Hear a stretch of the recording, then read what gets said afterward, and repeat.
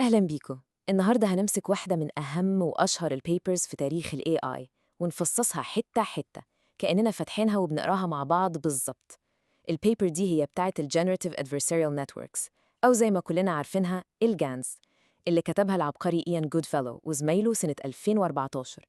الورقة دي يا جماعة مش مجرد ورقة بحثية، دي غيرت قواعد اللعبة حرفياً. وهنشوف مع بعض إزاي فكرتها الأساسية في منتهى البساطة بس في نفس الوقت عبقرية. يلا بينا. دي الخريطة اللي هنمشي عليها. هنبدأ بالفكرة الجوهرية، بعدين نغوص في تفصيل اللعبة شغالة ازاي، وبعدها نشوف الإثبات النظري اللي بيخلي اللعبة دي ليها معنى، ونبص بصة سريعة على النتائج العملية بمميزاتها وعيوبها، وفي الآخر خالص هنلخص الليلة دي كلها ونشوف إيه الخطوات اللي بعد كده. تمام، يلا نبدأ بأول جزء. لو فاتحين البيبر مع بعض دلوقتي بصوا على الانترودكشن. هم هناك بيبدأوا بفكرة بسيطة جدا، تشبيه صغير كده عشان يشرحوا المفهوم الكبير ده كله. هو ده بقى مفتاح كل حاجة، الزتونة كلها في السطرين دول. البيبر بتقول نتخيل إن في فريقين بيلعبوا ضد بعض، فريق مزورين فلوس وفريق شرطة. المزورين بيحاولوا بكل طاقتهم يطبعوا فلوس مزيفة تبان كأنها حقيقية بالظبط، والشرطة مهمتها إنها تكشف الفلوس المزيفة دي وتصطادهم. اللعبة بقى فين؟ كل ما المزورين يبقوا أشطر وشغلهم أنظف، الشرطة لازم تطور من نفسها عشان تعرف تكشفهم، وكل ما الشرطة تبقى أذكى في الكشف، المزورين لازم يطوروا شغلهم أكتر عشان يعرفوا يهربوا منهم. هي دي فكرة الجيم بالظبط، خناقة مستمرة بتخلي الطرفين أقوى. طيب في عالم ال AI بقى، فريق المزورين ده بنسميه الجنريتور أو الجي، مهمته إنه ياخد شوية نويز، يعني شوية شخبطة عشوائية ملهاش أي معنى، ويحولها لداتا مزيفة، نقول مثلا صور تكون شبه الحقيقية بالملي. أما فريق الشرطة فده الديسكريمينيتور أو الدي، مهمته أبسط بكتير، بياخد أي صورة أي داتا ومطلوب منه يقرر دي حقيقية ولا مضروبة. اللعبة بقى إن الجنريتور بيتحسن كل ما ينجح يخدع الديسكريمينيتور، والديسكريمينيتور بيتحسن كل ما ينجح يكشف تزييف الجنريتور. الاتنين حرفياً بيعلموا على بعض وبيطوروا بعض غصب عنهم. يبقى خلاصة الانترودكشن الفكرة كلها لعبة بين كيانين، واحد بيصنع داتا مزيفة والتاني بيحاول يكشفها. حلو قوي، كده فهمنا الفكرة العامة والحكاية من بره. يلا بينا بقى نخش على سيكشن 3 في البيبر اللي عنوانه Adversarial Nets. هنا بقى هنبدأ ندخل في المطبخ نفسه ونشوف التفاصيل التقنية واللعبة دي بتتلعب ازاي بالظبط. اللعبة دي ليها مصطلح علمي، كلمة ممكن تبان مكلكعة شوية بس هي بسيطة خالص: ميني ماكس جيم. ببساطة شديدة دي أي لعبة فيها لاعبين اتنين، ومكسب أي لاعب فيهم هو بالظبط خسارة التاني. الديسكريمينيتور الشرطي بتاعنا عايز يعمل ماكسمايز للأكيرسي بتاعته، يعني عايز يوصل لأعلى دقة ممكنة في كشف أي حاجة مزيفة. في المقابل الجنريتور المزور عايز يعمل مينيمايز لنفس الأكيرسي دي، يعني هدفه يخلي الديسكريمينيتور يغلط على قد ما يقدر ويضحك عليه، واحد بيشد الحبل ناحية والتاني بيشد الناحية التانية.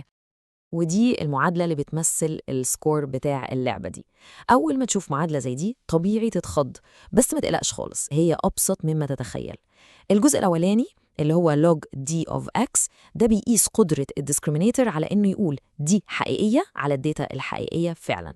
والجزء الثاني اللي هو log 1 minus d of g of z ده بيقيس قدرته على إنه يقول لا دي مزيفة على الداتا اللي جاية من الجنريتور. الديسكريمينيتور أو الدي بيحاول يكبر قيمة المعادلة دي على الآخر، والجنريتور أو الجي بيحاول يصغرها ويوقعها في الأرض. طيب عملياً بقى التدريب بيمشي إزاي؟ لو بصيت على algorithm 1 في البيبر هتلاقي الوصفة بالظبط. أولاً بنمرن الديسكريمينيتور كام خطوة لوحده كده عشان نقويه. بنديله شوية صور حقيقية ونقول له دي سليمة، الليبل بتاعها 1، ونديله هوية صور مضروبة من الجنريتور ونقول له دي مزيفة، الليبل بتاعها 0. بعدين نثبت الديسكريمينيتور ونقول له استنى مكانك، ونروح نمرن الجنريتور خطوة واحدة بس المرة دي هدف الجنريتور إنه يطلع صور مزيفة يضحك بيها على الديسكريمينيتور اللي لسه متدرب ده ويخليه يديها بالغلط ليبل 1. ونفضل نعيد الدورة دي، نمرن ده شوية وبعدين نمرن ده شوية. يبقى ملخص سيكشن 3: اللعبة دي اسمها ميني ماكس، ليها معادلة بتحكم المنافسة، وطريقة التدريب هي إننا نمرن كل واحد فيهم بالدور عشان يغلب التاني. تمام، بس سؤال منطقي جدا: إيه اللي يضمن إن الخناقة دي هتوصل لحل كويس؟ مش ممكن يفضلوا يتحدوا بعض للأبد من غير ما نوصل لأي حاجة مفيدة؟ هنا بقى يجي دور الجزء النظري اللي بيطمنا. يلا بينا على سيكشن 4 اللي عنوانه Theoretical Results. السؤال المهم هنا هو: هل اللعبة دي ليها نقطة نهاية؟ يعني هل في نقطة كده هنوصل لها ونقول خلاص كده اللعبة خلصت على أحسن نتيجة ممكنة؟ وإيه هو شكل النتيجة المثالية دي اللي احنا بنحاول نوصل لها أصلاً؟ وهنا بقى بتيجي عبقرية البيبر. بتقدم إثبات رياضي في حاجة اسمها Theorem 1، بتأكد فيه إن في حل واحد ومثالي للعبة دي. اللعبة بتوصل لنقطة التوازن دي أو الإيكوليبريم لما الجنريتور يبقى فنان ومحترف جدا لدرجة إن توزيعة الداتا اللي بيولدها اللي بنسميها PG بتبقى هي بالظبط توزيعة الداتا الحقيقية أو P data. يعني من الآخر ما بقاش في أي طريقة ممكنة تفرق بينهم. وعند النقطة دي بالذات الديسكريمينيتور بيوصل لمرحلة حيرة تامة، خلاص بقى تايه. أي صورة بتتعرض عليه سواء حقيقية أو مزيفة بيبقى احتمال إنه يقول صح هو 50% أو نص. ببساطة هو بقى بيخمن كأنه بيرمي عملة ويشوف هتطلع ملك ولا كتابة.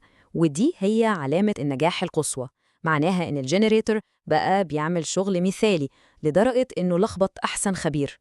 يبقى خلاصة الجزء النظري في سكشن 4، البيبر بتثبت إن اللعبة دي ليها نهاية مثالية، والنهاية دي بتحصل لما المزور يبقى محترف لدرجة إن الشرطي ما بقاش عارف يفرق وبقى بيخمن بنسبة 50%. كل ده كلام نظري زي الفل، بس هل الكلام ده اشتغل فعلا على أرض الواقع؟ تعالوا نشوف. هنبص دلوقتي على سكشن 5 اللي فيه الإكسبيرمنت، وسكشن 6 اللي بيحلل المميزات والعيوب. لو بصيتوا معايا على تيبل 2 في البيبر هتلاقوه بيقارن الجانز بالمودلز التانية اللي كانت موجودة وقتها. عشان نعرف قيمة حاجة لازم نقارنها باللي قبلها. ركزوا على خانة السامبلينج. المودلز التانية كانت بتحتاج عمليات حسابية معقدة جدا وبطيئة اسمها ماركوف تشينز عشان تقدر تولد عينات جديدة. لكن الجانز زي ما مكتوب ما عندهاش أي صعوبة في النقطة دي، بتولد عينات في خطوة واحدة، ودي كانت ميزة ضخمة وقتها، نقلة نوعية. طيب، وزي أي حاجة في الدنيا ليها مميزات وليها عيوب. لو هنلخص اللي اتقال في سكشن 6 هنلاقي أهم ميزة إنها بتعتمد على الباك بروباجيشن وبس، ومش محتاجة الماركوف تشينز المعقدة. لكن من أشهر عيوبها إن التدريب ممكن ما يكونش ستيبل، يعني مش مستقر، ولازم تعمل توازن دقيق جدا بين قوة الديسكريمينيتور والجنريتور. وفي مشكلة مشهورة قوي اسمها مود كولابس، ودي بتحصل لما الجنريتور يكتشف نقطة ضعف في الديسكريمينيتور ويفضل يطلع نفس الحاجة أو حاجات شبه بعض قوي عشان يخدعه بسهولة. كده بيبقى ذكي بس محدود جدا. في التجارب اللي في سكشن 5 هم جربوا الجانز على داتا سيتس كلنا عارفينها، زي MNST بتاعة الأرقام المكتوبة بخط الإيد، وTFD للوجوه، وسايفر 10 للصور العامة. والنتائج كانت قوية جدا ومنافسة لأحسن المودلز وقتها، وقدرت تولد صور واضحة ومفهومة مش مجرد شخبطة. تقدروا تشوفوا أمثلة في Figures 2 و 3 في البيبر. يبقى ملخص الجزء العملي ده، الجانز أثبتت إنها بتطلع نتائج قوية جدا، وميزتها الكبيرة إنها سهلت عملية السامبلينج، بس في نفس الوقت تدريبها مش دايما سهل ومستقر وفيها تحديات زي المود كولابس. وبكده هنكون وصلنا لآخر محطة، وهي الملخص الشامل والخطوات اللي جاية. هنا بقى هنلم الليلة دي كلها في كام نقطة ونشوف المفروض نعمل إيه بالمعلومات دي. يبقى لو هنعمل مراجعة سريعة جدا للبيبر كلها ف4 نقط. 1. الحكاية كلها عبارة عن لعبة بين الجنريتور المزور والديسكريمينيتور الشرطي. 2. المنافسة دي اسمها مينيماكس. 3. الهدف المثالي والنجاح بيحصل لما الجنريتور يولد داتا شبه الحقيقية لدرجة إن الديسكريمينيتور ما يعرفش يفرق بينهم. 4. الإنجاز الكبير بتاعها كان إنها طريقة جديدة لتوليد الداتا بتتجنب التعقيدات الحسابية القديمة. طيب، عشان الكلام ده ما يدخلش من ودنه ويطلع من التانية لازم الإيد تشتغل. في شوية challenges و-experiments عملية ممكن تجربوها. ممكن تحاولوا تبنوا جان بسيط من الصفر على MNST dataset. جربوا تلعبوا في K hyperparameter اللي هو عدد مرات تدريب الديسكريمينيتور قصاد الجنريتور، وشوفوا إزاي ده بيأثر على استقرار التدريب.